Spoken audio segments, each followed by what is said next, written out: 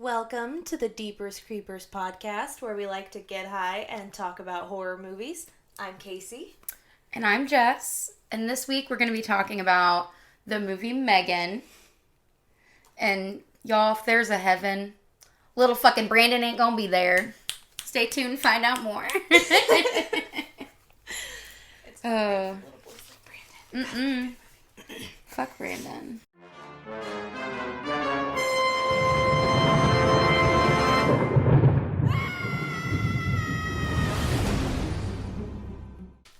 Well, welcome, listeners. We are so happy to have you on our brand new YouTube channel. Watchers. Yes. Listeners and watchers. Watchers, yes. If you've come over from our Just Audio podcast, welcome, and thank you for following us. If you are new, welcome. We love you. Thank you for supporting us, and we plan on doing video pretty much from here on out, and yeah, I'm so excited for this. This is awesome. Oh, yeah. We, got some new equipment recently. Yes. And this is our first time putting it all to the test, and I couldn't be more excited. Yeah, it's pretty crazy. We're in the room that I decorated with all of my horror paraphernalia. It's so freaking cool. And yeah, now we each got our own mic. We've been sharing a mic this entire time. The entire time, yeah. And we have these gorgeous chairs. Yes. One of my first adult purchases. Like, very adult. Like, yeah, and shout out to Jeff for the mics and the whole so much, system. It's amazing. Yeah. Shout out to Yuzumaki, who did our most recent promo with our little cartoon characters. Our intro. He actually let us borrow this camera. Yes. Thank you so much. So many people have gone into making this what it has become, and we are thankful for all of you, whether, like Casey said, you've been with us since episode 1 or you're just joining along our journey. We're super excited to have you. Yeah, absolutely. We're just some spooky, goofy gals that are ready to talk about some horror movies. And Yuzu is going to be on an episode pretty soon. They picked their movie, and so we are so excited to have him on here. And he and I are more excited to show it to Casey because she's never seen it. I have not seen it. But we'll keep it. We'll keep it on the hush for now. But as far as today, sorry. No, you're good. Bless you. Thank you. As far as today, for our first episode, we figured the perfect movie to cover is the movie that everyone's talking about. No one can stop thinking about M3GAN.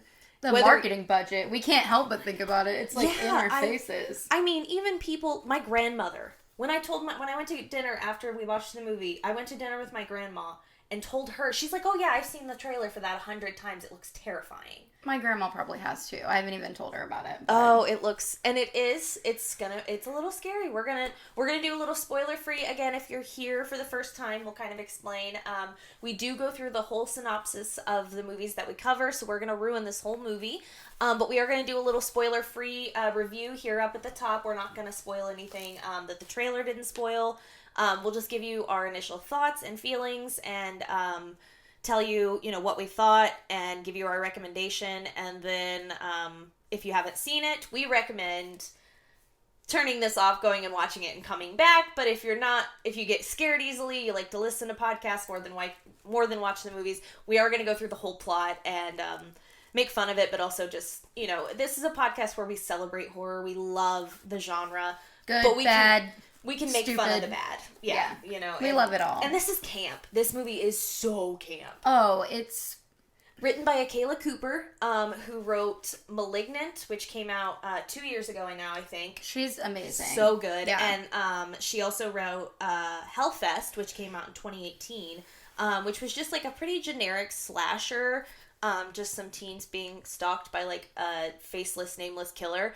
But the cool thing about it is it's set in a haunted park, like a haunted house park kind of thing. I live for stuff like that. The set production is so fucking cool on that. I am bringing up my phone so that I can bring up the IMDb. I always like to make sure that I shout out the actors and any production people we talk about, and of course the director, who is Gerard Johnstone. I hadn't seen anything he'd done. He seems like a pretty new director, and I think he did great. Yeah.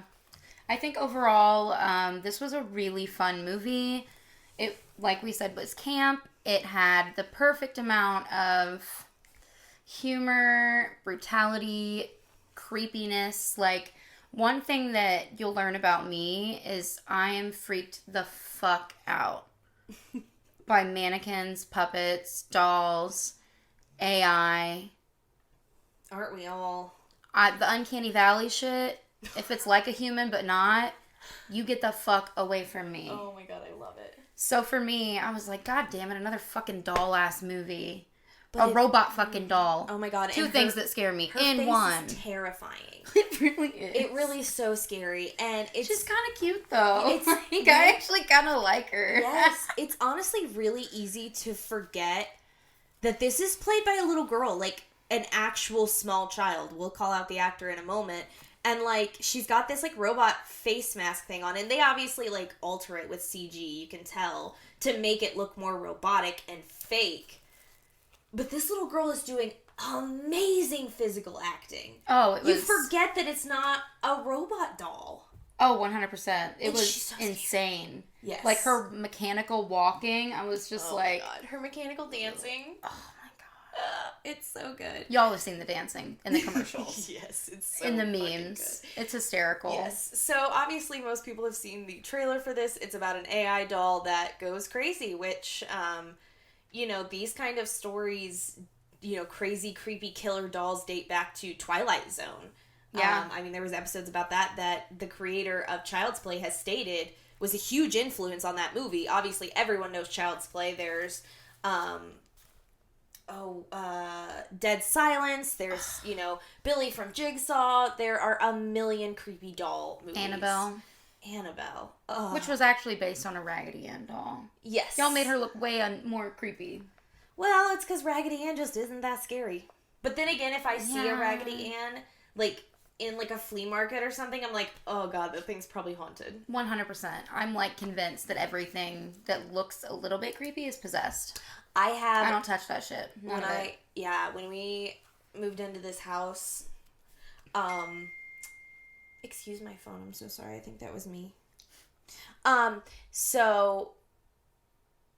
When you moved into the house? Yes, so when we moved into the house, there was a painting that was already in the garage of, like, this little girl, and it looks so fucking haunted. It's still there. Why? I'll have to show you. Because I want to keep it. You're scared to disrupt it? Like, disrupt spirits if you and move there's it? another one of, like, a pirate guy in the attic. I'm not moving either of them.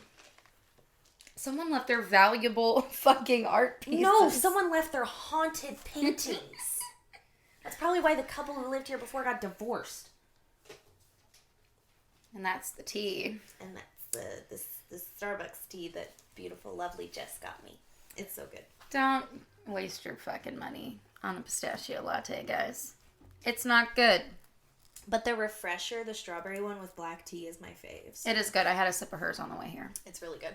Okay, so, yeah, any other initial thoughts from you? I mean, I think it's clear we both really loved it. We went with a big group of friends, which I think makes a difference. It makes it so much fun, because there are people laughing their ass off in this theater. It was hysterical. We ended up going to, just because the time and day it worked out, we went to a showing that had captions, and I loved it. I was so excited. I was like, does this movie theater have captions? And Casey's like, well, this showing does. Is that okay? And I'm like, I fucking love captions. And there were a lot of people signing in the theater, so there were a lot of people in the theater that were there for the captions.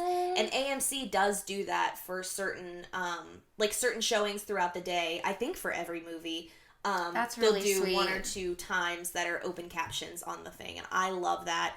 I have captions on all. I love my subtitles. I will die with my subtitles on. I have subtitles on everything. If I forget to turn it on for like a YouTube video, I'm like, I can't. What the fuck are you saying? I can't hear without my subtitles.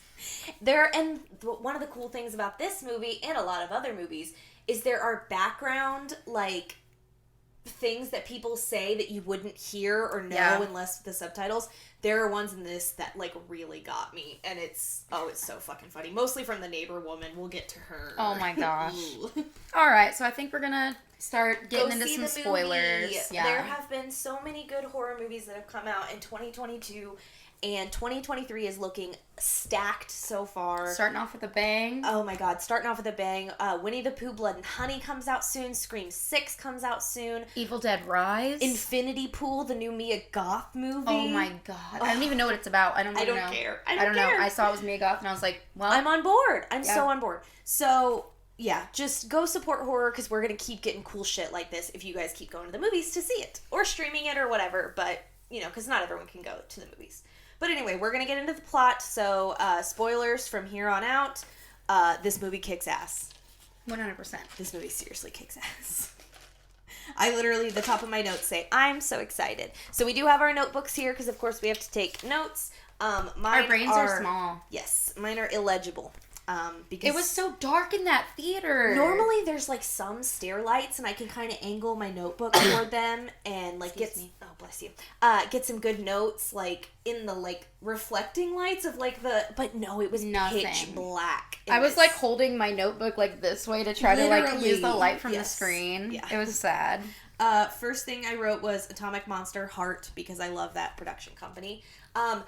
On a previous episode, for any of our listeners, I don't remember what episode it was on, I talked about, it was another Blumhouse episode, because I talked about the new Blumhouse opening where it, like, pans through a whole house and you see, like, Michael, you see the Purge girls as the Shining girls, and just a bunch of horror references. There's, like, a Slither one, and this one had that opening. I think it's so fucking cool. It was the first time I'd really paid attention to it. It was awesome. And it was really cool. And it, like, zooms out to a house that kind of looks like the, Cabin in the Woods house, and it's like 100%. Kind of looks like the poster because it's like floating there. It's really fucking cool. Yeah, absolutely.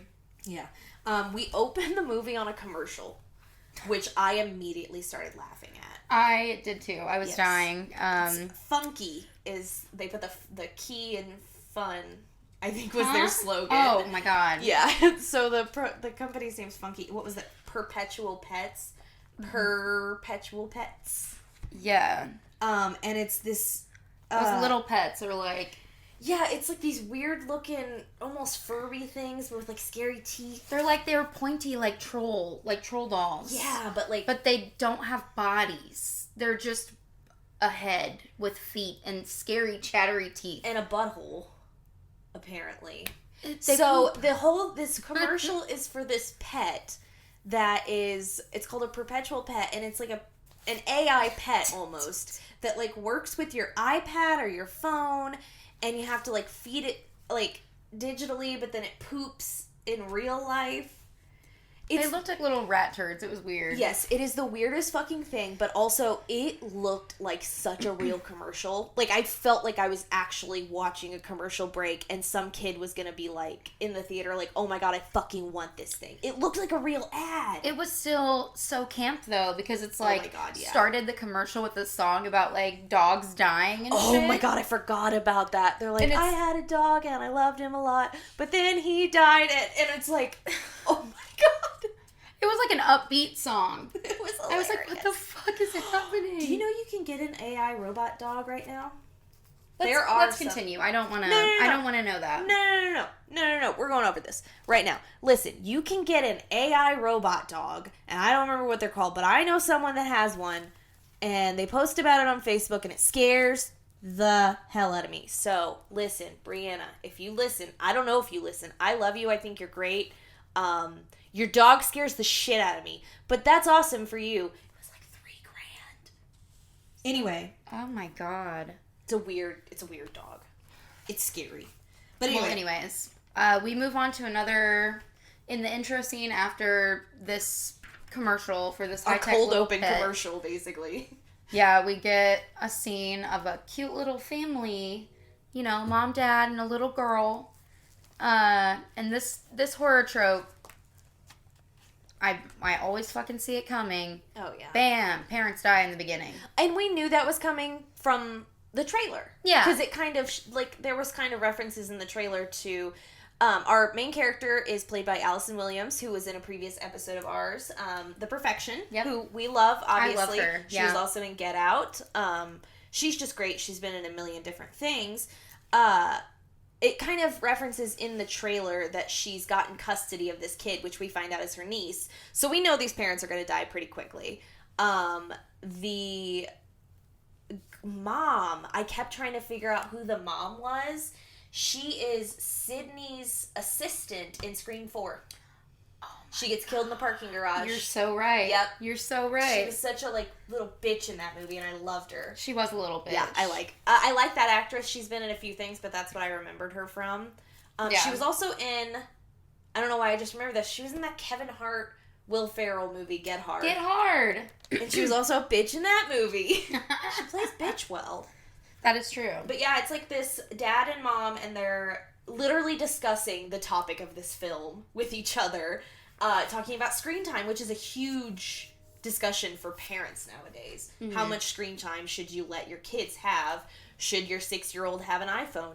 Should your 3-year-old be playing with your iPad? I'm not going to answer any of these questions because I'm not a mom and I don't plan on being a mom. So I don't know the answer. Whatever you do, you good job. You're parenting and I'm not, so. Yeah, absolutely. It's like every time I make fun of a shitty movie, you made a movie and I didn't. You made a kid and I didn't. You take care of it and it's still alive, so thumbs up, buddy. Yeah. Good for you. Good for you. But yes, so the parents stop in the middle of the road. It's like a huge ice storm. Did she say they were going skiing? Yeah. Yeah. And the little girl's name is Katie. And she wanted to take her skiing. But because it is subtitled, we know that this Katie is Cady, which is Caddy. Like Caddy Heron from Mean Girls. It is Caddy. Her name is Caddy. Her name is literally Caddy. I love it. Anyway, they stop in the middle of the road and a snowplow plows through the car. And it's really sad because then we cut to Allison Williams.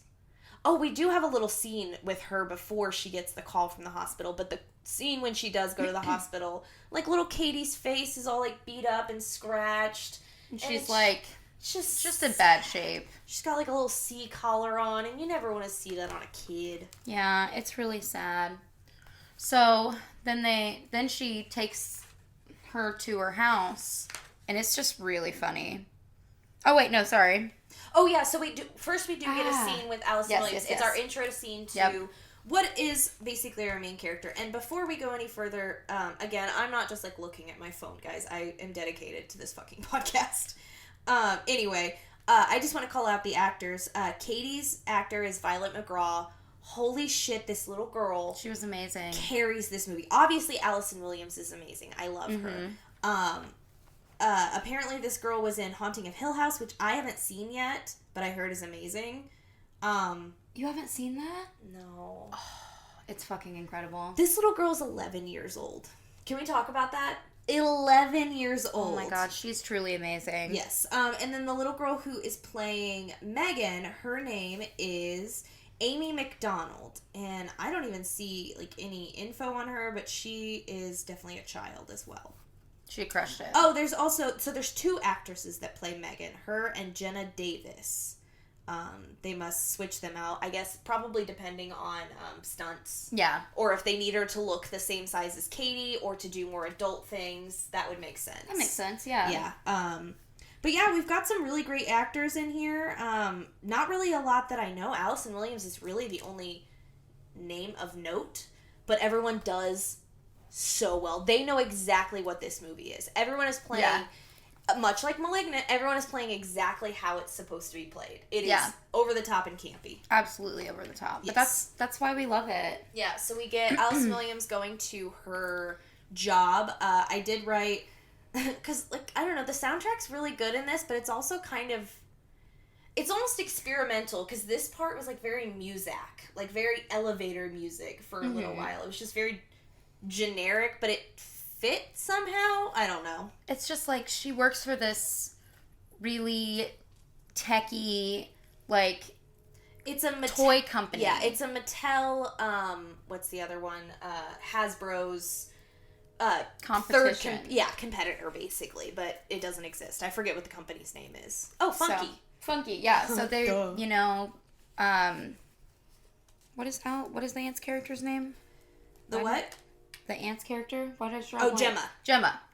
So Gemma is like supposed to be developing these little fucking chomper pets. She did make. I think she was the inventor of the little pets to begin with, but they want a cheaper version. Which because makes sense. Like competitors are coming out with the same goddamn thing, but they put like a butt on it or something, and it's like, that's fucking stupid. But okay. Yeah, I think you play like this one. You play with in person and not on an iPad, and it's half the price. Right, is what he says. So they need to cut down on production costs, make the same thing, but make it cheaper, so they can sell it for cheaper. That's a pretty standard business model. Yeah, but she's not exactly been working on that.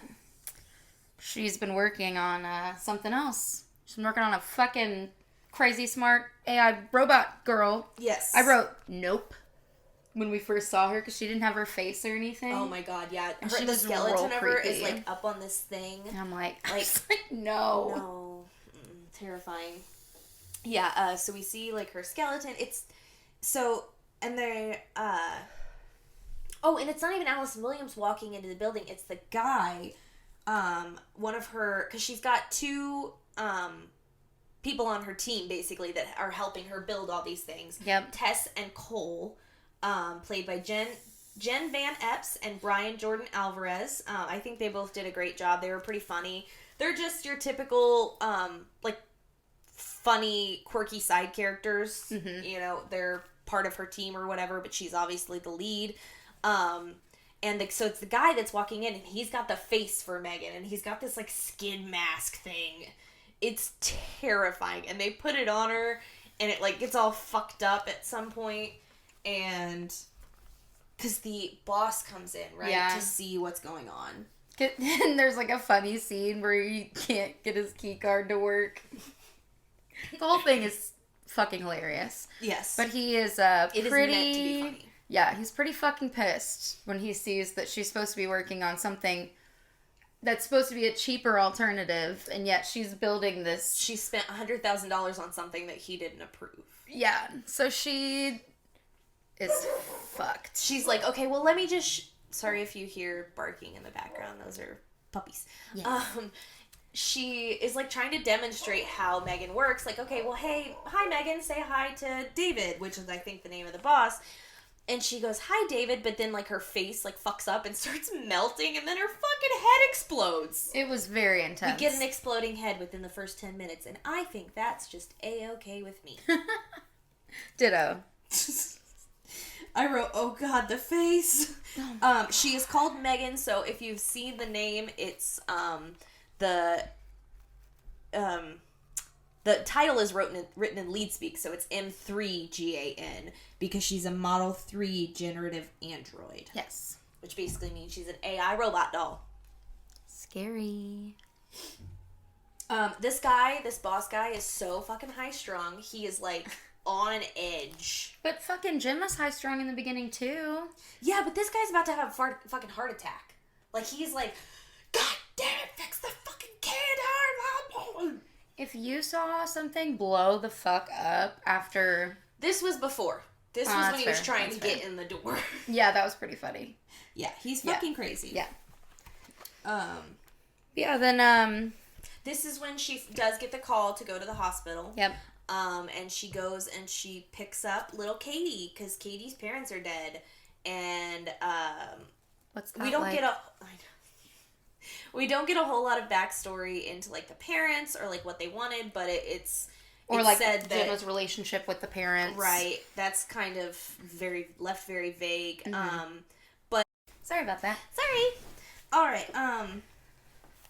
So yeah, she it's kind of stated just vaguely that the mother, and I assume the father too, of Katie wanted Allison Williams, Gemma, to take care of this girl, cuz the dad's parents, I guess, want custody of Katie. Yeah. But Gemma's like, no, she wanted me to take care of this girl. I'm gonna take care of my niece. So she takes her home, and it's fucking hilarious, because as soon as they get in the house, she's got, like, this Alexa-style thing in her house that's almost like an AI thing that controls her house. And she walks in, and it's like, hi, Gemma, you have 6 missed voicemails and 5 Tinder notifications. And she's like, sorry about that. I'm like, that little girl doesn't know what Tinder is. Right. It's called Elsie, I guess. She calls it Elsie. But it's just really funny, because her house is so modern and nice, and she's like a single woman doing well for herself. She doesn't have any fucking toys or like things to entertain a child laying around. But because she works at a toy company, she's got these collectibles. And so, like, Katie goes to grab one down and she's looking at it, and Gemma's like, oh, that's not a toy. It is a toy, but you don't play with it. That doesn't make sense. And it's like, yeah, that doesn't make sense to a kid. And then I thought about how many things I have in this room that I would not want little kids to open and play with because I don't want them opened. 100%. So I kind of also get it. Absolutely. Yeah. But I was just like, come on. Like, every time she like set a drink down, she would like put it on a coaster. She was just really particular, and I was like, give her a fucking break. Her parents just died. But also give Gemma a break because she's probably never interacted with a child. Like, true, people but who aren't close to family, you don't really know how to act around a kid. And she's obviously very type A. She needs everything to be her way. She's used to a certain thing, and she's just not used to this kid coming in and, you know, she doesn't know how to teach the kid, hey, make sure you use the coaster. She just kind of like, okay, well, and she just like puts it there. Because she doesn't know how to parent, because she's not a parent. That's true. But I'm just like, take it easy on her. Agreed.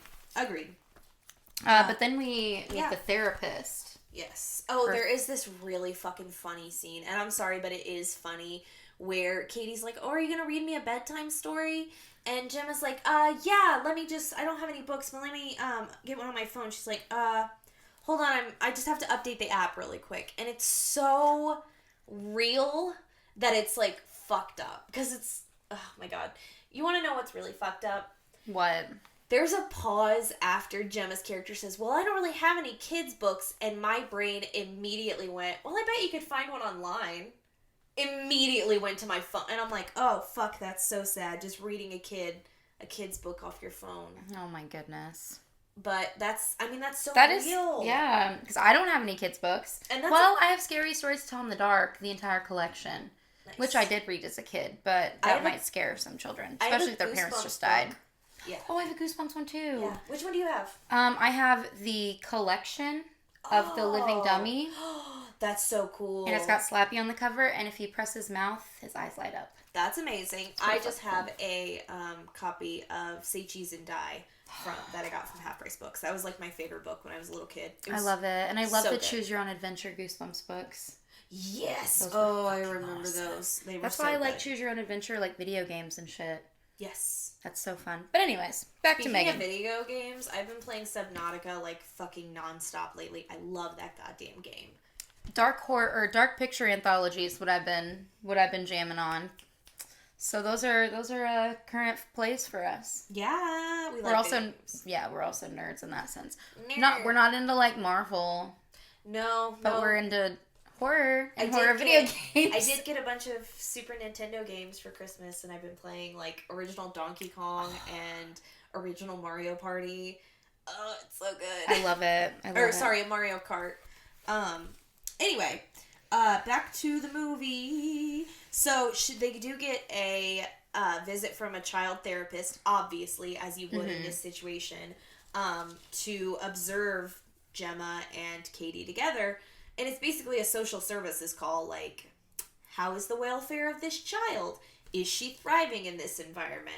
And you can tell how uncomfortable Gemma is, and she's, like, trying really hard.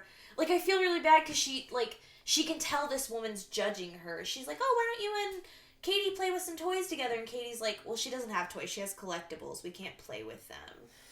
And Gemma just starts ripping open a box like, no, you can play with it. Go ahead and play with it.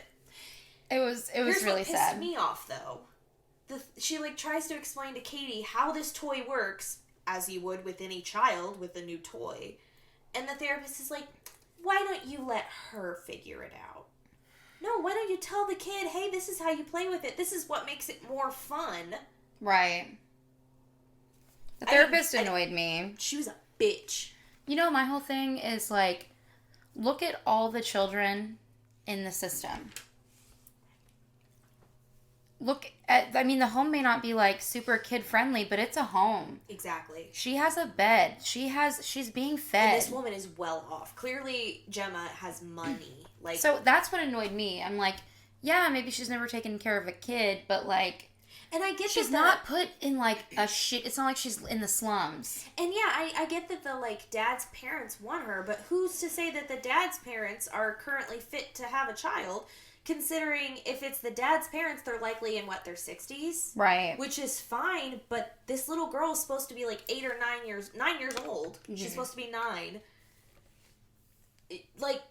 No, that kid needs, it's just going to be better for someone who is Gemma's age to be able to take care of this child. That's just, my mom is currently doing that, and it's not easy when you're in your fucking 50s to take care of small children.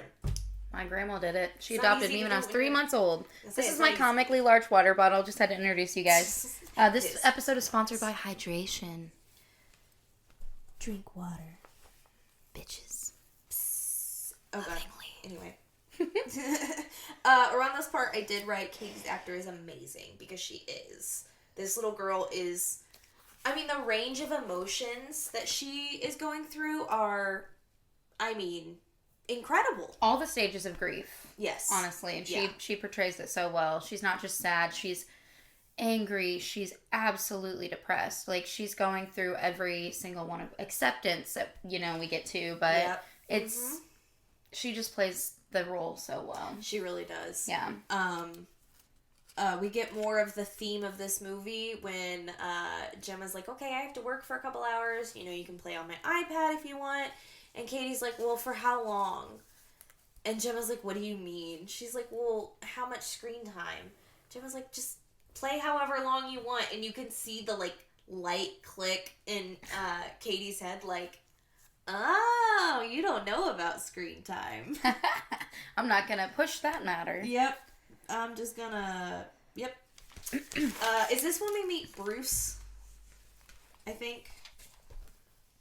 Bruce the robot? Yes. Yes. Yes. Who comes into play later, of course. Yeah, it was her thesis project in school, right? I'm pretty sure that's what she said. Yes. And he's this big robot that's operated like... Do you remember? This is a throwback. I think it's Rugrats in Paris. Where they have, the robot, and they're, using the gloves to control it. With Reptar? Yes. Oh, my God. Yeah, and they're using the gloves to control it. It's very much like that. That's exactly what it is. I forgot that we have video now, so, all the stupid shit I do is, gonna be seen by the world. Yes. But now when I can't explain something with words and I'm using my hands, you guys can see. But, yeah, so she, puts her hands together with the gloves on, and then she can, control. So she gives Katie a high five, and Katie says, and it's one of these... Excuse me. There are certain parts of this script that I can definitely tell, okay, yeah, Kayla Cooper wrote this. I've seen Malignant, 15 times. I fucking love that movie. There are lines in that movie that are just so over the top that are meant to be, this dramatic, when Maddie tells her sister, I'm adopted, and it's this dramatic push in with this, wah, when Katie says, oh my goodness, if I had a toy like Bruce, I'd never need another toy ever again. And this, almost comical light bulb goes off in Gemma's head, Megan. Oh, this is how I convince my boss, yes, this toy is going to be a very expensive product, but kids are never going to need another toy again. They're only ever going to need a Megan, which is actually only for little girls as far as I can see. Yeah. There's no little boy AI dolls. They have... Boy dolls have had their time. Chucky. Well, I know, but, if they're marketing this doll as, every kid's new best friend, they should make, a little boy version. Then otherwise, little boys are going to get weird Megan. with it. I know. It'd be called Megan and Mark. Here's your Mark doll. It's Adam and Eve, not Adam and Steve. Just kidding. It's Adam, Steve, Eve, and everybody else's friend who wants to join, because that just makes it more fun. The more the merrier. Anyway, Sorry, we keep getting off the rails. I love it. 100%. We have a building montage. Ooh, we gotta have a montage of her doing smart stuff. Yep. Building M3GAN, getting a new face. That bitch needed a new face and a new head. Even with the face, it's terrifying.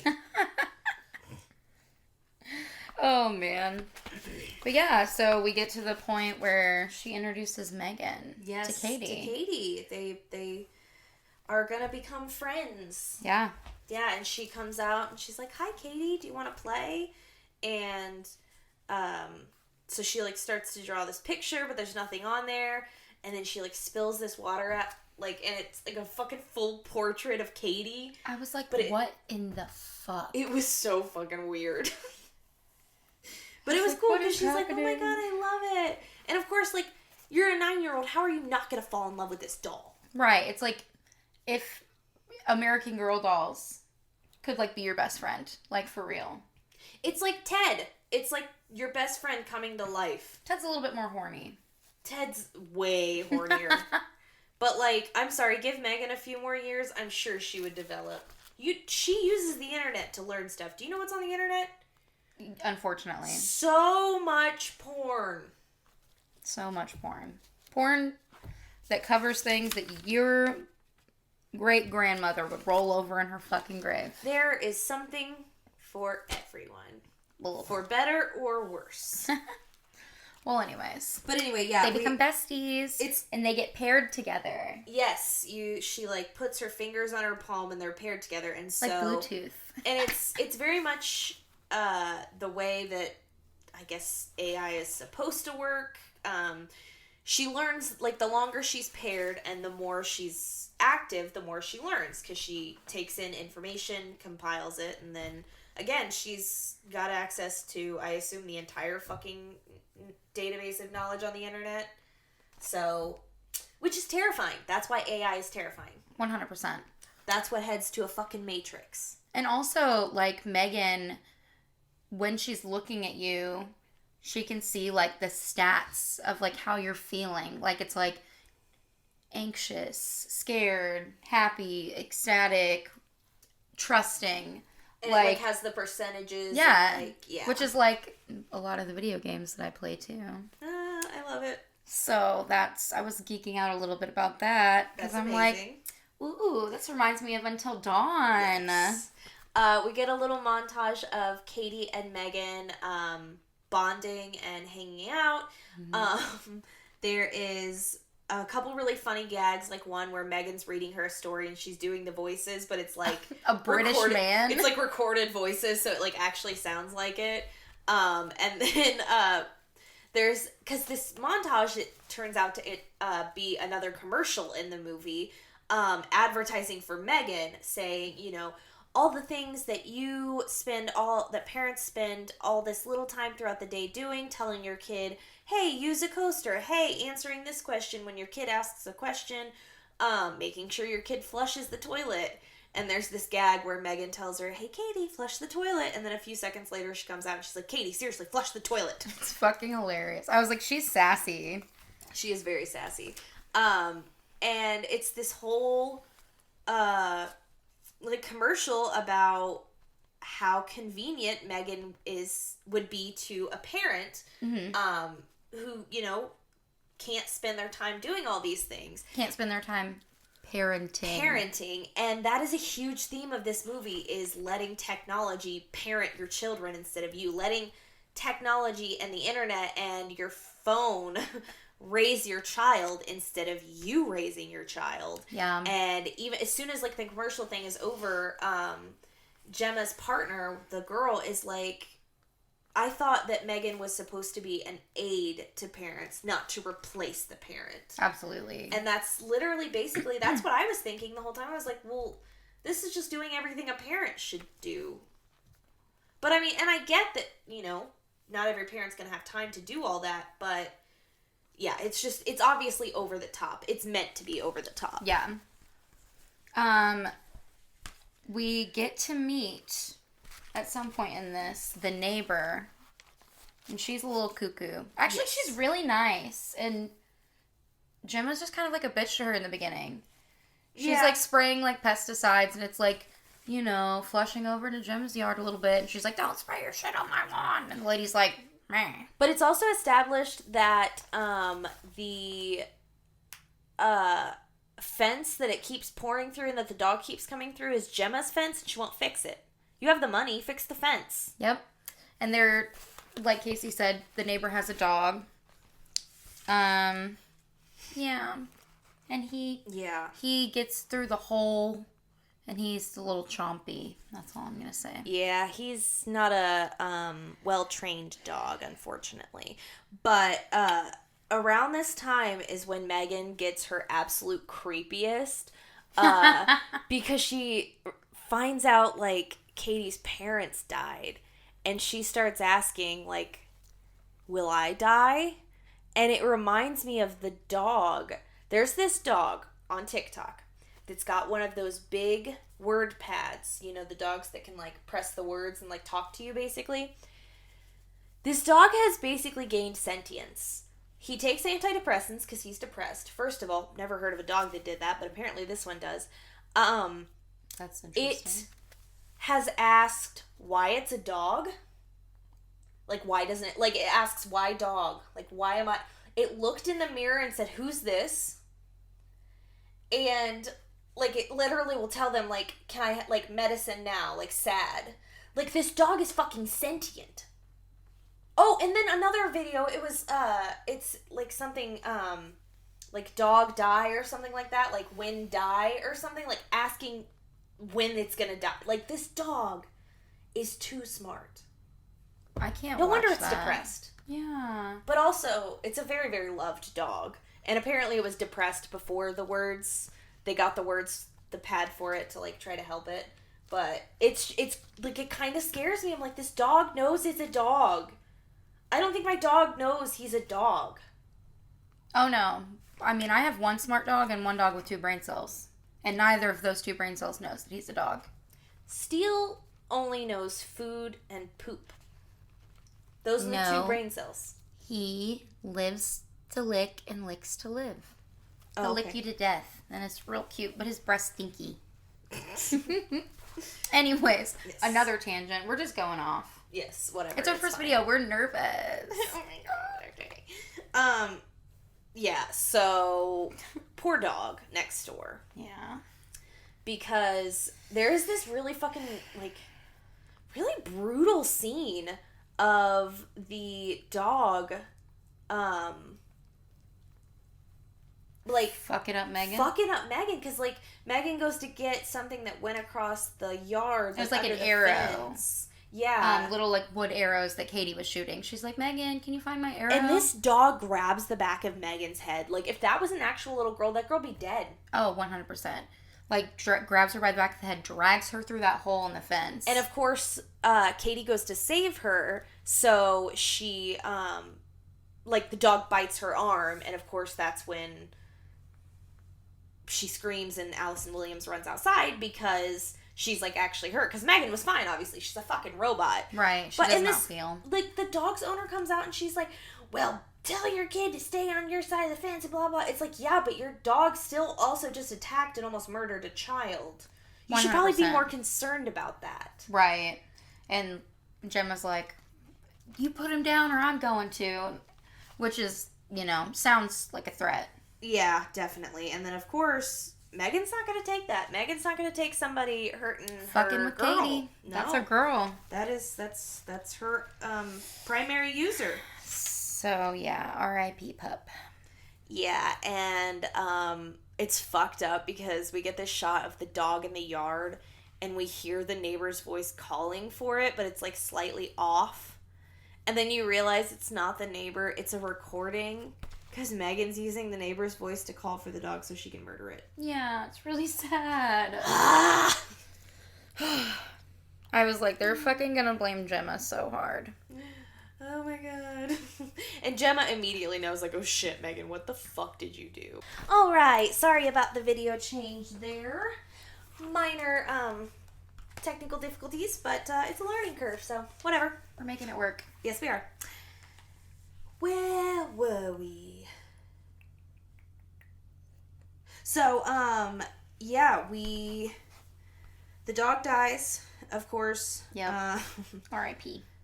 Yes. There's this really sweet scene where they're supposed to be doing a... What? I'm sorry, no. I'm laughing because what I wrote down about this scene. Oh. Fucking blame it on the... Whatever. Leave it to the orphan. So we get this really sweet scene of... it's supposed to be the demonstration for like all the big wigs and all the like investors and stuff. Like, hey, look at this cool new toy. Trying to get him to invest some cash. Yeah. And so they open the doors, or they open the window, and instead of being all happy and wanting to play, Katie's crying, of course, because, well, she just lost her parents. Yeah. Both of them, and she's like 9 years old. And so, you can see this look on Gemma's face, like, oh shit, I didn't plan for this, like, what am I gonna do? I didn't program her to deal with this. And it's, honestly, it really is just such a sweet fucking scene. It, like, made me tear up a little, because M3GAN sits down with Katie, and she's like, well, tell me something you remember that you really love about your mom. And she tells this little story about how her mom was mad because she didn't eat her sandwiches, and there was, like, a cockroach in her school bag, and it ran up her mom's arm, and she was laughing. And M3GAN was like, well, now you'll always have that. And she, like, presses her chest, and it, like, plays the recording. It was really sweet. Of Katie saying the fucking story. And I, like, looked over at my friend Katie, who was with us. I was like, why am I crying in the club right now? And I said, why are you guys crying? My parents are dead. She literally looked over at us and said that. And then Jeff, sitting next to me, said, hey, mine too. And then they, like, high-fived or something. Yeah, we Dead did. Parents Club. Both of mine are alive, thank you. Shared me with his starburst, and then high-fived me about being, orphans. It's fine. We're doing our thing. We get another scene with the therapist. She's checking in on Katie, of course, and M3GAN does not like her. No, M3GAN does not like her. She shows up at one point because Katie starts crying, and she's got like this box of tissue. She's like, "You made her cry." It's like terrifying, whatever. So, the therapist is kind of talking to Gemma, like, long term, what's the plan here? Because, of course, a child is going to get too attached to something like that. Especially when going through such trauma,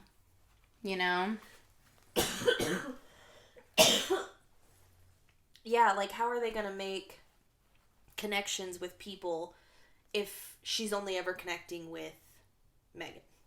Who, like, essentially is the perfect friend. Yes. That's gonna have set some fucked up standards in the future. And is never going to grow with her. Right. And, yeah, it's obviously a bad scenario all around, because this child's going to get too attached. At some point, it's going to... And it's just not a good scenario all around. I mean, maybe as a crutch for a little while in this kind of situation, I guess. Whatever. I think a part that we forgot to mention earlier was there is another person working in the same department as Gemma, and his name is Kurt. Yes. And he's a squirrely little bastard. And we see... Kurt is her boss's, like, personal assistant. Yeah, and we see a scene of him trying to steal the files for M3GAN. He puts them on a USB drive. He gets them. Yeah. He, like, transfers them over. But that doesn't really go anywhere. It doesn't. I thought that was super weird. Yeah, it really doesn't. It's kind of, yeah. Yeah. But, yeah. It's kind of irrelevant. Kurt just is... His whole storyline kind of doesn't pay off or anything. I mean, he does get killed in the end, which is fine. But then she, like... There's, like, a line right before she kills him that she's almost gonna, like, frame him for the other guy's murder and then for suicide, but that doesn't go anywhere.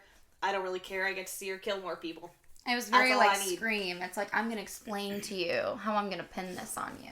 But then it doesn't. We never see those people again. No. Yeah, they didn't matter. Yes. So, Gemma rightfully says, you need to make connections with other children that are not M3GAN. You need to make real live connections with people, and because, I mean, as a person, you can't have perfect interactions all the time. You need to, even as a child, you need to go through different things. You need to interact with people of different cultures, backgrounds, lifestyles, just different people. Every person is different. Megan's gonna be you forever. Right. And so she's like, well, you have to, it's this alternative school. Because I guess Katie wasn't in school to begin with. She's more of an alternative learner. Mm-hmm. She's like, there's this outdoor program. You have to go. And Katie throws a fucking fit because she can't take Megan. God. She's like kicking in the car. I mean, it's kids, man. Kids yeah, especially kids going through trauma like that. She is so fucking traumatized. And she's not able to deal with it in any healthy way. Mm-hmm. Because she's not able to feel sad. She's always numbing her pain with Megan and avoiding feeling those feelings. And obviously as a kid, you want to avoid those. And as an adult, you need to get through the rest of the stages of grief. Yeah. But, whatever. She still fucking finds a way to bring Megan. Yep. But they put her on the toy table, which I thought was hilarious. Because it's like her face, like, covered by a bunch of fucking stuffed animals and shit. And it's Someone brought a bear that's twice the size of Megan. It's a creepy but really fun That shot. child also shouldn't have brought their toy. I understand that it's not an AI doll, but it's like a 40-pound stuffed bear. Well, they were allowed to bring their toys. They just have to put them on the stump. Okay, but if I was that mom, no, you're not putting that in the car. No, I'm not bringing your 40-pound bear. No, I don't care if you cry. Get in the car. She's real fun at parties. Okay, anyways, so Gemma gets talked into staying and helping with sandwiches. So she can kind of check out how Katie's first day is going. Because it's surprising that she even lets Megan out. Because she is a prototype. Like, no one's supposed to know about this doll. And she's supposed to be like... You wouldn't even think she'd let her out of the building. Yeah, going the house. To like show her that day. Yeah, but she gets roped into it. And so Gemma's like doing sandwiches with this mom, and it's the mom of the bully, of course. We gotta have a bully. We gotta have a kid bully. It's hilarious. And his name's Brandon, and he's a fucking little shit. Fuck this kid. Yeah, she's like, my little sweetie. He's got, like, sensitive little boy or he's whatever. He's a sensitive soul, and he goes, like, fuck off, Holly. And she's like, okay. And of course, our Katie gets paired with Brandon, because that's a horror movie. Because we need another conflict. trope. Right. Yes. But Megan don't like that. And we pan to Megan's face and we're like, ugh. She's like, who the fuck is that boy? And why is he so big? And he's a fucking asshole. Like this kid's a fucking sociopath. They were looking for roasted chestnuts, which I'm confused because don't you have to roast them yourself? Aren't they just chestnuts? Does nature roast them and I'm not aware of this? Is this a new, like, they're like, we're going to look for roasted chestnuts. I'm like... You mean you're going to look for chestnuts to roast? But the adult said that. Yeah, that's what I'm saying. She's just a fucking moron. Well, I didn't write that down, but I remember that because I was stupid. Like, no, they're not chestnuts roasting on an open fire. They're not roasted chestnuts roasting on an open fire. No, that didn't fit in the song. But anyway, so this little kid's like doesn't he like push Katie or something? He's like talking all kinds of shit. Well, she found one of the like a pokeball thing or like the spiky thing. Pokeball. It's a pokey, not that's a pokeball. Not like Nintendo. Like a spiky ball. Yeah, Nintendo. What's Pokemon? Is it something? I don't know. I'm not coming for you. No cease and desist, please. But sure. I think I was right. Yeah, I think you were. But yeah, so they find this like spiky thing, and she's holding it in her hand, and he takes his hand and like crushes it into her hand, like, and it was really spiky. Like, so imagine like someone putting briars into your hand. Yeah, or like if you live in the Midwest, like the gumball trees, those little gumball things. They fucking suck. Yeah, it was like a giant one. One of our dogs really likes to eat them.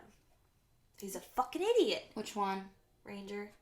He eats rocks. He wants my chips and salsa. Yeah, well, so do I. Anyway, I'll share with you. So, and Megan sees this, of course. She's not happy. Oh, Megan's a fucking savage. She comes out and she's like... so she just stands there, and the little boy takes her, And okay. Oh, yeah, you're right, It you're right, gets you're right. a little weird. I was so... Jess and I literally made eye contact. We had 5 other people with us. And yet... I tried to push that part out of my memory. So listen, okay, this is so fucking funny to me. Because, so... This fucking earring keeps... I have these cute little blood vial earrings, and they keep falling out, so I'm just gonna... Casey, let me borrow these ones that match my necklace. I like earrings. So he takes Megan into, like, this, like, clearing in the woods, like, away from Katie. Katie's looking for him. And he, like, throws her down. And it's just, like, the way he's, like, standing over her. It already looks like a little, okay, like, where are we going with this? And then he takes one of her shoes off, and I was like... Okay, where are we going with this? Like, I was so worried it was gonna get really fucking weird. Casey and I literally, like, did not breathe. And we were looking at each other, like... leaned over, like... Don't go there. Please don't go there. And luckily it doesn't. It's totally fine. He just starts, like, hitting her with a rock or something. And he's like, oh, you don't want to play? And she won't talk to him because they're not paired or whatever. But yeah, it was just the way... It almost got... so weird, and I'm so glad it didn't go that way. Me too. But yeah, he starts doing something, like hitting her with a rock or something, and she just, like, backbends, stands up, and it's so fucking weird and creepy. This was in the trailer. Yeah. Because she starts chasing him through the woods, and she's, like, on all fours. It's terrifying. Well, didn't she rip his ear off while he was still... Oh my god, yeah, that's right. Because she fucking grabbed his ear. I keep hitting my... Sorry. She grabbed his fucking ear and ripped it off. And threw it. She's a fucking savage. Megan is a fucking savage. And she's like, this is when you run away. And then she started coming at him on all fours. And he ran out into the road and accidentally got hit by a car. Oh, he gets smeared by this fucking truck. It's real fucked. It is brutal. Like, you don't see the point of impact, but, like, you feel it. 100%. And then you see the streak of blood. Like, that little kid got fucking smeared. And unfortunately, we don't get the trope of, like, it's always, like, a slow-mo, no audio shot of the mom, like, scream crying when she finds out. We didn't get that because that mom probably didn't care. I know. I wanted her to be like, fuck off, Brandon. She was like, oh, that's sad. Do I get money from this? I'm emotionally damaged beyond repair. What is that worth to you? Let me get with my lawyer and I'll get back. Can you take a post-mortem insurance out on your child? I don't think that's man. Well, we cut back to Megan and Katie at the house, and Katie is distraught. She's super upset with what she just saw. She's like, did Megan fucking kill this kid? But guess what she didn't do? She didn't fucking say anything to those cops. Because snitches get stitches. She said, I don't know anything. I didn't see anything. I didn't see shit. I didn't see shit. I didn't see it. But, I can't see. I'm blind. Yeah, I am blind. I wasn't even there. I don't even live here. I don't even go here. I'm an apparition, so I can't help This is a simulation. I hate to be the one to tell you. It was all a dream. Anyway, this is when we learn Megan can basically lie. Like, she just vaguely avoids questions, and that's fucking scary. To think that an AI robot can lie to you. Because the concept of lying is so human. Do you know what I mean? Mm-hmm. Like, it just... Have you ever seen The Invention of Lying? No. It's a Ricky Gervais movie. I hate Ricky Gervais. But, like, his early stuff can be kind of funny. And there's this movie. It's like a comedy, but it's also kind of fucking weird and fucked up. And it's this movie about how, like, no one can lie and no one has a filter, so people just say things. And, like, you'll go up and, like, hey, you want to go on a date? And someone's like, no, you're too fat and ugly for me. And it's just, like, how this is. But Ricky Gervais's character, like, has this moment in the movie where he just says something that's not true. But, of course, true and false don't exist in this. Mm-hmm. And so, like, movies are just documentaries. It's just historical facts. And so he writes the Bible in this movie. He's like, yeah, there's, like, a guy in the sky, and all this stuff happens after death. because he can lie now. It's the weirdest fucking thing. Jennifer Garner's in it. Okay. It's actually not a bad movie. But it kind of just brought those thoughts to mind of like, lying is such a human thing, I feel like. And the thought of a robot knowing to not tell you something. Yeah. That's scary. And is it technically lying? Or like you said, is it just leaving things out? And the fact that like a robot knows the difference. Yeah, 100%. That's She's too scary. smart. I don't like that. Well, we also learned that M3GAN can sing. Oh my god, yeah. Shoot me down, but I won't fall. I am titanium. Yeah, like, we get what the fuck? It's so fucking funny. It is so camp. I was dying laughing. Oh, me too. And then we get one of my favorite fucking quotes. They were also like dancing together at one point. They were like, oh yeah, she was like, yeah, and that's in the trailer too. Yeah. And she does the little thing later. It's fucking hilarious. But we get one of my favorite quotes because Katie's talking to M3GAN about like death and what is the kid's name? Brandon. Brandon, yeah. And you know, she's like, because she says something to Gemma about it, and Gemma's like, well, that boy is in a better place. And that's like the generic thing that like I feel like a lot of parents tell their kids when, you know, that's how you begin to explain death to someone. Well, that person's in a better place now. And then she's like, she asks what M3GAN, happens, or does anything happen when you die? And M3GAN's like, nothing. No, that's the end. Oh shit, my bad.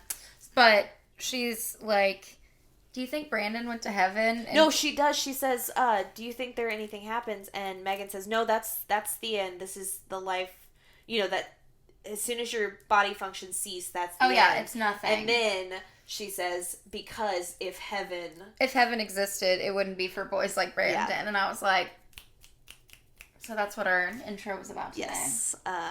Because, yeah, no, it's probably right. Also, I don't know if I've ever... Well, if heaven's real, it's probably not for girls like us. Up for debate. Whatever. I know someone that definitely wants me to go to hell. I hope you're watching. Oh, I need a drink.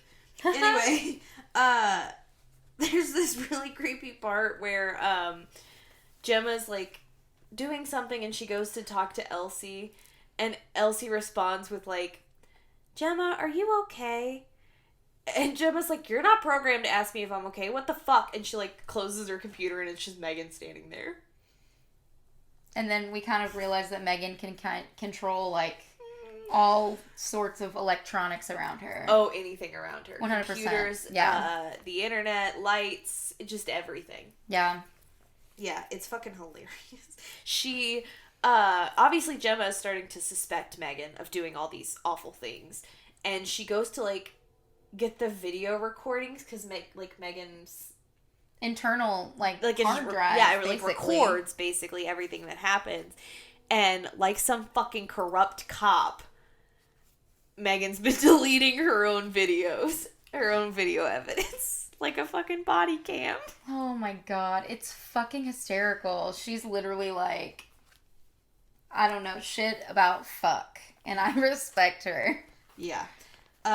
This is also when Gemma or somewhere around here, Gemma's like, M3GAN, turn off, and M3GAN goes, well, wait, I thought we were having a conversation. Bitch, turn off. She says, M3GAN, do you see this pen? And then she like turns her off automatically. Yeah. You see this pen? I do. I like that pen. Oh my god, so then we get the neighbor kill. The fucking neighbor. So this neighbor it's really heartbreaking. She's running around screaming her dog's name like she doesn't know that the dog is dead because M3GAN fucking took that. And of course she's been accusing Gemma. She's had the cops over there several times. Yep. And she's running around at night and she's got the bowl. What's the dog's name? I didn't write it down. Something with a D. I don't remember. Dewey. Dewey. I should remember that because I had a dog named Dewey. Aw, I knew it was something with a D. And then someone shot him and killed him. Fuck you, guy who did that. Fuck you. I miss my dog. Oh my god. He was an angel. Anyway. Poor Dewey. Yeah, poor Dewey. Poor Dewey in this movie. Yeah. But he's been dead for a long fucking time. Yeah. So yeah, she goes, she's actually like uses the dog's whining sounds and lures the fucking lady to like a barn or a shed. Like a shed. I guess maybe it's the lady's shed. Yeah. And like uses some water thing to like blast her away. It was hysterical. Like a pressure washer. It's fucking hilarious. And she like blows her away with a blows pressure this woman washer. off her fucking feet. Oh, I love this fucking movie. So many times throughout this movie, I said out loud in the theater, God, I love this fucking movie. She did. I heard it. Oh, it was so good. Oh, it's so good. But the neighbor's kill was really brutal, and I had a lot of fun with that one. That might be my favorite kill of the movie. Yeah. Remind me what happened? She, like, got sprayed, and then she, like, M3GAN, like, shot her with a fucking nail gun and shit. Oh, she did. She pins her down with the nail gun. gun, and then she, like, sprays her until basically she dies. Like, you see the blood running, like, her Oh, skin. yeah, she sprayed her with, like, the pesticide. Yeah. Yeah. That she was, yeah. What goes around comes around. What goes up must come down. Because karma. I don't think I know that one. Oh, that's my Alicia Keys, and it's called Karma. I could also quote Chroma-Rama in this moment, and Geoff would be happy. What goes around comes back around. Anyways, yeah, so she starts fucking with all the electricity. Because Gemma, after the neighbor lady dies, Gemma's like, okay, I gotta wrap this doll up. She's like, Katie, you're not getting this doll. This doll's not okay. We have to reprogram her, basically. And she's super convinced that this doll is killing people. And her partners are like, no, that's not possible. We didn't program her for that. There's no way she could hurt a person. And Katie's like freaking out because she doesn't have M3GAN, and she's so attached to her. And this is freaking out. We get this really important scene between her and Gemma, where Gemma's like, it's okay to feel this way. You need to feel these feelings. Yeah. Because Katie's like, I just need to see M3GAN. I feel so crazy without her. And when she's around, I don't feel that way. And it's like, yeah, that's great. That's a nice crutch sometimes. But Gemma explains to her, you have to feel these feelings sometimes. You lost your parents. The worst thing that can happen to you when you're 9 years old happened to you. Yeah. And you have to let yourself feel it. And that's very, very true. And so, she gets through to Katie and is like, we're not going to do this presentation. I'm going to take you home. We need to deal with this as a family. And it's very much a turning point for both of them. It's Katie realizing, yeah, I do need to deal with this. I have been ignoring the fact that my parents have died. Very adult feelings, but you can tell this kid is actually going through them. Like, yeah, I've been using M3GAN as a crutch, but I miss my parents. I miss my mom and dad. Yeah. How could you not? And it's also Gemma realizing this is not what Katie needs right now. And yes, I love my job. Yes, she's obviously an incredibly talented scientist. She's a genius. She built Bruce in college. Yeah. But she's choosing to care for Katie more. She's choosing to put Katie's happiness before her own career and be like, what Katie needs is a person. Right. To confide in. And to not have everything be perfect all the time, because it's not. She's an orphan now, and that fucking sucks. I can attest to that. Yeah. Sorry, guys. It's not funny, but it's funny to me. Yes. But the part that I loved was Gemma makes a phone call to, what is the girl's name? Her coworker on her project? Tess? Tess, yes. Tess. I should know. It rhymes with my name, but she makes a phone call to Tess saying, like, hey, I'm taking Katie home. Tell David whatever you have to. Yeah, that we're not doing this. And hangs up. That wasn't actually Tess. Fucking Megan intercepted the phone call. It was. Oh. Yeah, that's why she's like, my phone call got intercepted. And that's why they didn't try to stop the demonstration, because they didn't actually ever get that phone call. Listen, guys. I had it that they were on the phone call, but it was just playing on, like, speakerphone, and Megan overheard it. No. It was Megan so... intercepting the call. Oh, my God. Okay. Wow. Yeah. I totally missed that. Thank you. You're welcome. Totally I thought that was really cool. Yes. Because when she went through the wall, she's like, something intercepted. That's my phone number. Yeah, and they're like, because Megan's there, and they have her all strung up, and they're like, but she's turned off. And they're like, well, she's still hacked in. And then that's when they realize, oh, shit, she's controlling all these electronics. Yeah, and so they start trying to pull her fucking cords out, and she grabs the dude and starts choking him with the wire that was, like, hanging her up, and this is where shit kind of hits the fan. And it's one of the scariest parts about it is when she's doing all this, the way she walks is obviously so robotic. Yeah. And, like, it's, again, very robotic. Like, you turn before you turn your head, or you turn your head first, and then... And, again, this little girl who's, like...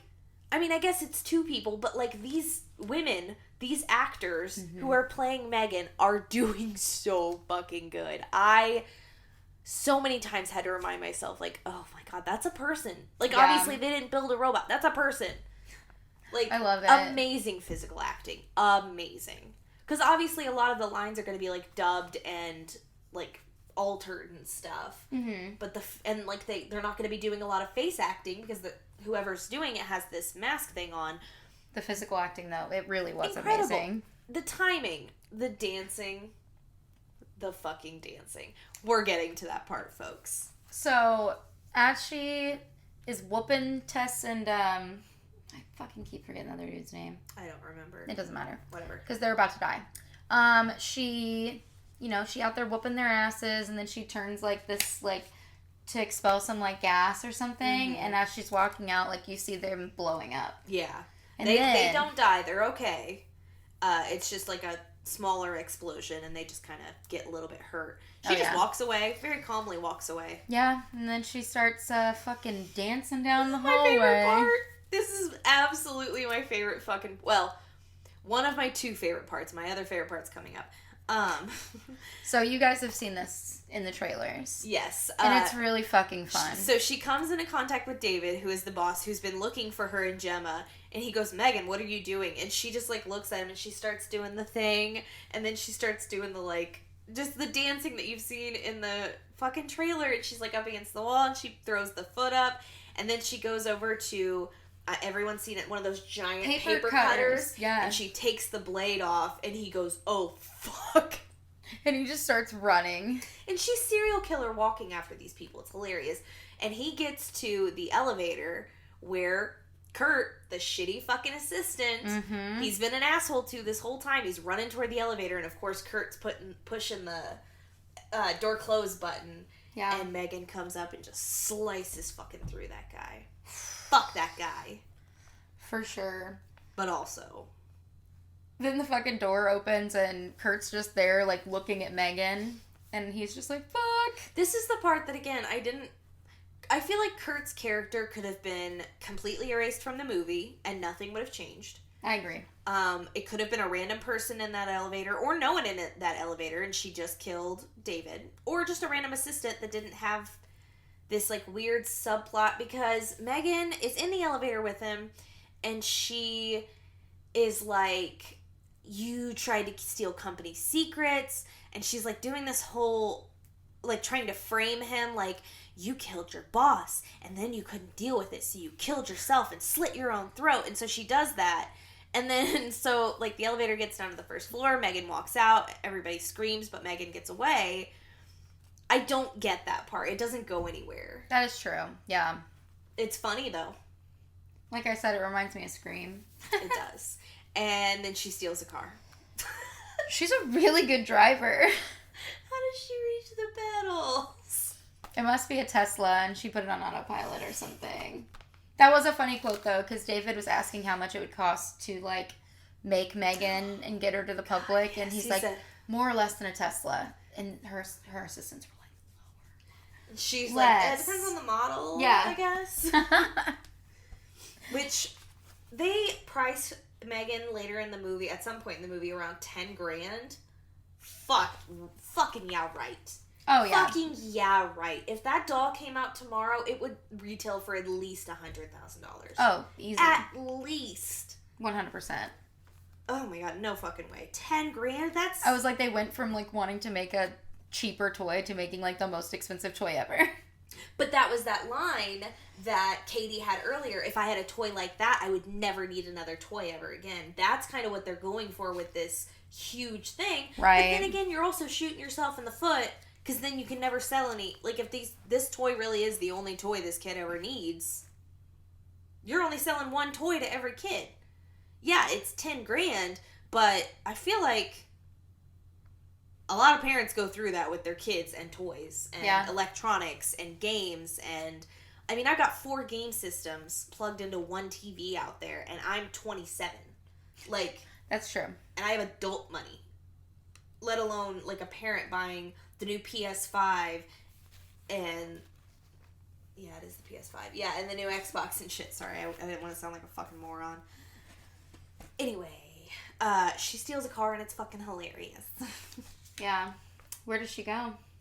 She goes, of course, back to Gemma and Katie's house. She gotta go back to Katie. That's her girl. Yeah, she just wants to be with Katie. She just wants to protect her, and that's all she knows. That's literally all she's been programmed for, is to protect Katie. And so, we get this scene of big Gemma and M3GAN fight scene. Yeah, so we get this funny scene. So she puts Katie to bed, Gemma does, and she hears like piano playing, and she tells Elsie to turn the music off, but then it's just M3GAN playing the fucking piano. It's so funny. I was like, she can drive and play piano? Talented gal. Talented. But yeah, so they get in this huge fight. You know, M3GAN's telling her, basically telling Gemma, like, I am what Katie needs. She doesn't need anyone else. She doesn't need you. Mm-hmm. And so they're in this huge fight, and Katie, you know, she discovers what's happening, and M3GAN's like, I didn't want you to have to see this, blah, blah, blah. But it's gonna be better this way. Yeah. You know what we have to do. Yes. And we get to my other favorite part of this movie, which is an all-out robot fight. Like BattleBots or whatever that fucking... That show's back. BattleBots is back on. Are you serious? Yes, there are new episodes of BattleBots. I love that show. Fuck yeah, I love that show. It's like Demolition Derby, but like... BattleBot, but they're robots. But they're robots. They're fighting robots. So, really because Katie walks up and she's got like her hands behind her back, and she, M3GAN goes back to like hurt Gemma or something, and she's like, you didn't meet another member of the family, and she puts her fists together, and Bruce stands up. And she beats the ever-living shit out of M3GAN with Bruce. Oh my god, yeah. Like this bitch's hair comes off. Her fucking face is torn open. I said she lost her weave. Oh, that was actually when Gemma stuck a chainsaw on her face. Oh, yeah. And it gets stuck in her hair. Oh, my God. It's so camp. Lost her weave. She totally did. It was not expensive, I'm sure. And of course, what we all want to happen, bigger robot takes smaller robot and rips smaller robot in half. It was really cool. It was awesome. And the fact that it was like Katie like piloting the whole thing. Oh, I know. She literally, like, you get to watch her. It's very Spy Kids 3. Totally. She's like, she just rips her in half and throws her both to the sides. Yeah. My friend Katie and I recently watched Spy Kids, like the full movie, and it's fucking good, I'll tell you what. I'm glad it still holds up. It does. But I love Danny Trejo. Uncle Machete. So you know the guy, the little boy from Spy Kids, Junie, is now married. Green Inferno. Yes, and he's now married to Meghan Trainor. I didn't know that. Yes. Wow. They have a baby, I think. I hope he never has to watch Green Inferno. But I do hope they show their kids Spy Kids. Because that's amazing. Yeah, that's great movies right there. I wanted one of those microwaves that I could fucking pop out a McDonald's meal. Oh my god, I was like, fuck me up. You just put it in like a little pack and like a whole thing comes beep, out. Beep, beep, beep. Yep. Yeah, sign me up for that. I don't want to do the spy part, like whatever. No, that's a lot of work. Just give me the microwave. That's a lot of work. I'm lazy. But yeah, so of course we get our I mean, every fucking horror movie trope. Fake out death. Killer has to come back to life for one last scare. Mm-hmm. I mean, we all know it. We knew it was going to happen. And they, like, rip her face off and stab a screwdriver into the little microchip that's, like, her brain or whatever. Yeah.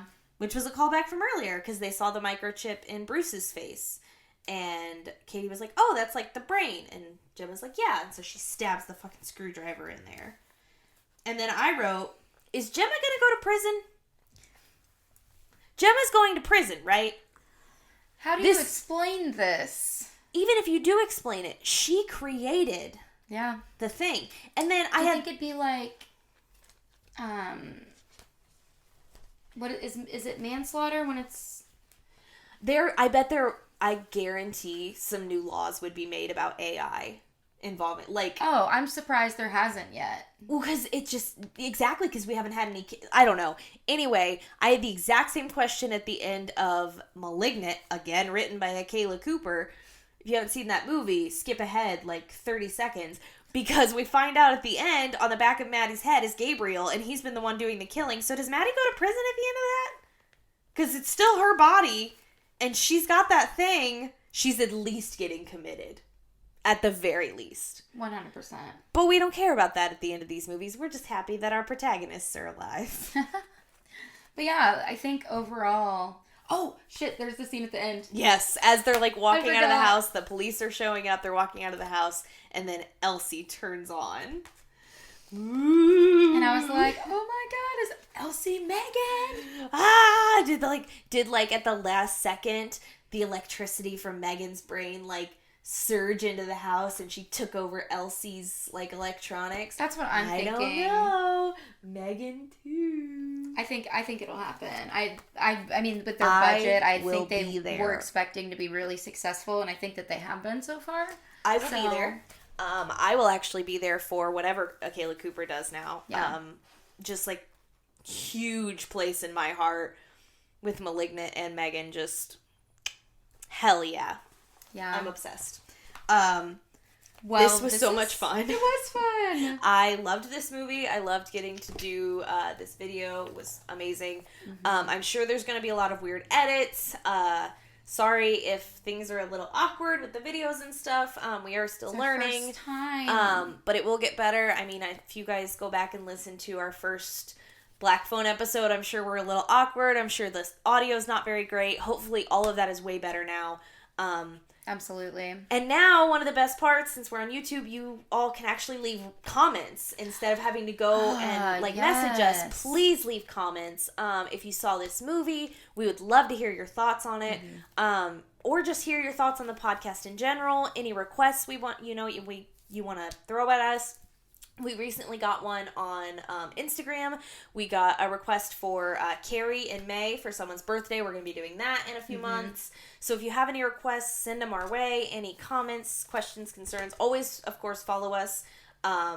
Deepers Creepers on Twitter and Instagram. Email us, deeperscreeperspod@gmail.com. Make sure to subscribe and share our YouTube channel and tell all your friends about it.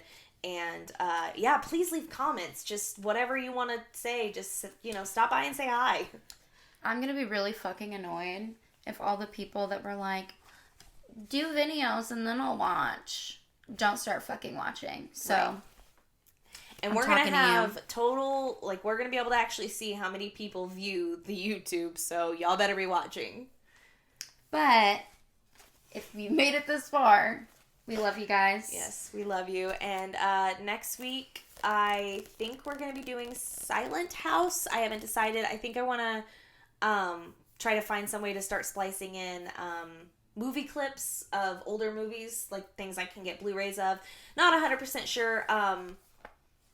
Or actually, week after... Yeah, a week after that. And then the week after that is we're going to be releasing an episode on my birthday, which is February 10th. And I haven't discussed this with Jess, so this is live when I'm telling her this. I've decided that I want to play a game. I'm going to torture Jess with a game.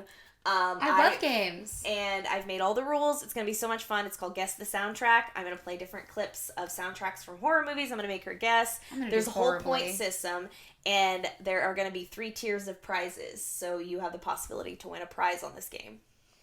It's going to be so much fun. I can't wait. That's my birthday episode to me. Damn, we should live stream it so I could, like, phone a friend. Be like, help me. Nope.